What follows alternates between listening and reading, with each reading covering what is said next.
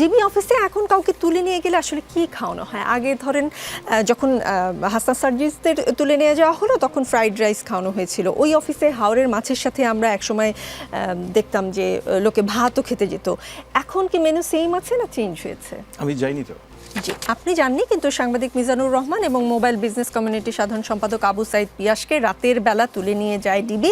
সাংবাদিক মিজানুর এবং mobile business কমিউনিটির পিয়াস দুজনেই 16 ডিসেম্বর থেকে যে মোবাইল সেটে এনইআইআর কার্যকর নিয়ে ব্যবসায়ীদের সংবাদ সম্মেলনে হওয়ার কথা ছিল, যেটা পরে হয়েছেও, সেটার সাথে জড়িত ব্যক্তি। তাদেরকে ডিবি নিয়ে এই সংবাদ সম্মেলন যেন না হয় সেজন্য মানসিক চাপ দেন। তারা অভিযোগ করেছেন, মোবাইল ব্যবসায়ীরা বলছে মোবাইল হ্যান্ডসেট উৎপাদনকারী ব্যবসায়ীরা সিন্ডিকেট গড়ে তুলতে এনইআইআর নিয়ে তড়িঘড়ি করছে। যেসব ব্যবসায়ীকে সুবিধা দিতে তাড়াহুড়া, সেখানে প্রধান উপদেষ্টার বিশেষ সহকারী ফয়েজ আহমদ তৈয়বের বন্ধু আছেন বলে অভিযোগ।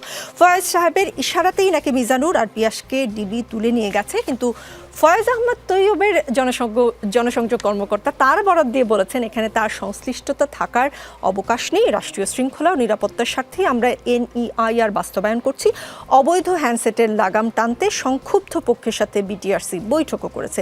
তাহলে আসলে মিজানুর ও পিয়াসকে কার নির্দেশে রাতের বেলা ডিবি তুলে নিয়ে গেল? সম্পর্কটা এখানে কি? তিনি মোবাইল ব্যবসায়ী অ্যাসোসিয়েশন সাংবাদিক, তিনি তাদেরকে অর্গানাইজ করছিলেন যে কিভাবে প্রেস কনফারেন্সটা করবেন। তিনি মিডিয়া ম্যানেজমেন্টের কাজগুলো করছেন। করা উচিত কি আমি ঠিক জানি না তাদের হাউসের পলিসি কি। শুনেন, প্রথম কথা হচ্ছে জনাব মিজানুর রহমান একজন ব্যবসায়ী, যাকে আপনি সাংবাদিক বলে গ্লোরিফাই করছেন। জি, আপনার কি মনে আছে যে ঢাকায় পিয়াস তো ব্যবসায়ী, আমি বলছি পুরোটা ব্যাখ্যা দিচ্ছি। ঢাকায় একজন বেশ নামকরা সাংবাদিক গৃহকর্মী নির্যাতনের অভিযোগে যখন অ্যারেস্ট হয়েছিল, আমরা কি তার সাংবাদিক পরিচয়টাকে গুরুত্ব দিয়ে বিবেচনা করেছি নাকি তার অপরাধের মাত্রাটা?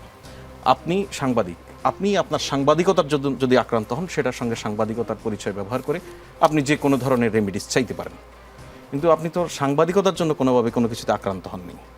আপনি যদি আক্রান্তও ধরে নেন, সেটা হচ্ছে আপনি বিজনেসম্যান হিসেবে। এই ভদ্রলোক যে মিজানুর রহমান সাংবাদিক বলছেন, উনি 24tic.com নামে টিকিট.com নামে একটি প্রতিষ্ঠান পরিচালনা করতেন। সেখানে মানুষের বিপুল টাকা আত্মসাতের অভিযোগে উনি 2021 সালেও গ্রেফতার হয়েছিলেন, ওনার পাসপোর্টও জব্দ হয়েছিল।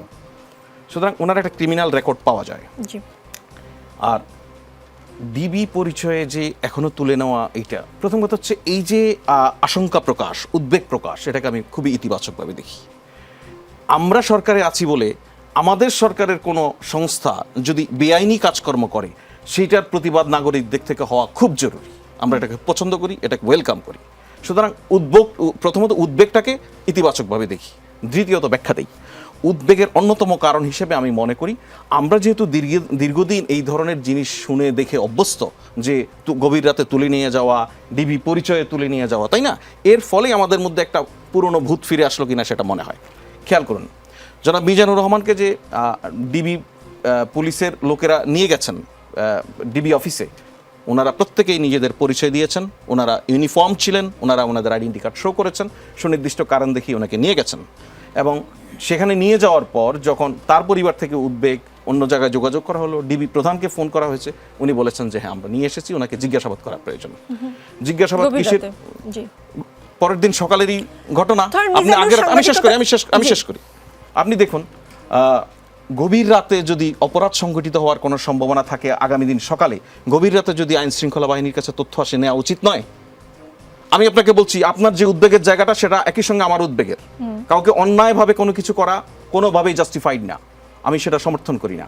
একই সঙ্গে বলছি যে আমরা সেই ডিবির লোকেরা জানতো না আসলে তার অপরাধ কি। ডিবির যে লোকেরা ধরে নিয়ে গেছে, তারা তার অপরাধ জানার কোনো প্রয়োজন নেই। তারা শুধুমাত্র ডিউটিটা পালন করবে, যে তদন্ত কর্মকর্তা বা যিনি তদন্ত করছেন তার নির্দেশ অনুযায়ী ওনাকে নিয়ে আসবেন। ওনাকে তো বলে নিয়ে এসেছেন যে আপনাকে, হ্যাঁ, উপরের নির্দেশ কি? ওনার সুপিরিয়র নির্দেশ দিয়েছে না, নাহলে তিনি আসতে পারেন না।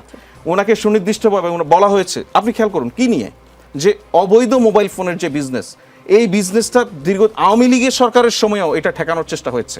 এই জায়গায় শৃঙ্খলা ফেরানোর চেষ্টা হয়েছে, পারা যায়নি শুধুমাত্র সেই সময় রাজনৈতিক সংশ্লিষ্ট ব্যবসায়ীরা এর সঙ্গে ইনভলভ ছিলেন বলে। সেটাকে একটা রেগুলেশনে আনা হচ্ছে, আমি সেই রেগুলেশনে আনার প্রক্রিয়া নিয়ে যদি কোনো প্রশ্ন থাকে সেটা ভিন্ন জিনিস, সেটা নিয়ে ভিন্ন আলোচনা হতে পারে। কিন্তু গভীর রাতে গিয়ে ডিবি পুলিশ তুলে নিয়ে এসেছে একজনকে সাংবাদিক, তিনি আসলে সাংবাদিক নন, তিনি একজন ব্যবসায়ী, তিনি সাংবাদিক পরিচয়টা ব্যবহার করছেন ঢাল হিসেবে। আমার মনে হয় সাংবাদিক হিসেবে আপনার এটা প্রতিবাদ করা উচিত। 9 জনের সিন্ডিকেটের মধ্যে বিশেষ সহকারীর কোনো উনি তো বন্ধু বলেছেন আছে কিনা, বন্ধু আছে কিনা সেটাও নিশ্চয়ই গণমাধ্যম উনি তো ইনভেস্টিগেট করতে পারে।